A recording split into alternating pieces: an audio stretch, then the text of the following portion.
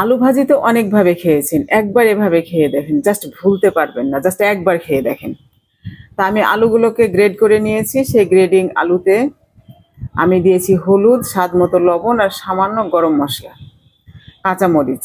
আর এই পেঁয়াজগুলো আমি একসাথে দেব না, এটা হচ্ছে ফ্রাই প্যানে হালকা করে ভেজে নিয়ে তার সাথে আলুগুলোকে মিশিয়ে দিব। তা আমি চলে যাচ্ছি চুলায়। ফ্রাই প্যানে আমি পেঁয়াজগুলো দিয়ে দিয়েছি। পেঁয়াজগুলো যখন হালকা নরম হয়ে আসছে তখন আমি এর সাথে আলুগুলো দিয়ে দিলাম।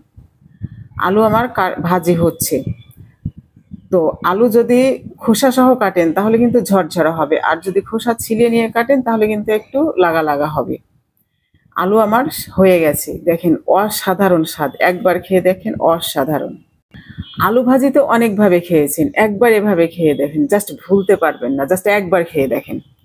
তা আমি আলুগুলোকে গ্রেড করে নিয়েছি। সেই গ্রেডিং আলুতে আমি দিয়েছি হলুদ, স্বাদ মতো লবণ আর সামান্য গরম মশলা, কাঁচামরিচ। আর এই পেঁয়াজগুলো আমি একসাথে দেব না, এটা হচ্ছে ফ্রাই প্যানে হালকা করে ভেজে নিয়ে তার সাথে আলুগুলোকে মিশিয়ে দিব। তা আমি চলে যাচ্ছি চুলায়। ফ্রাই প্যানে আমি পেঁয়াজগুলো দিয়ে দিয়েছি। পেঁয়াজগুলো যখন হালকা নরম হয়ে আসছে তখন আমি এর সাথে আলুগুলো দিয়ে দিলাম। আলু আমার ভাজি হচ্ছে।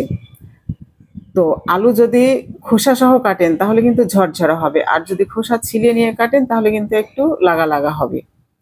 আলু আমার হয়ে গেছে, দেখেন অসাধারণ স্বাদ, একবার খেয়ে দেখেন, অসাধারণ।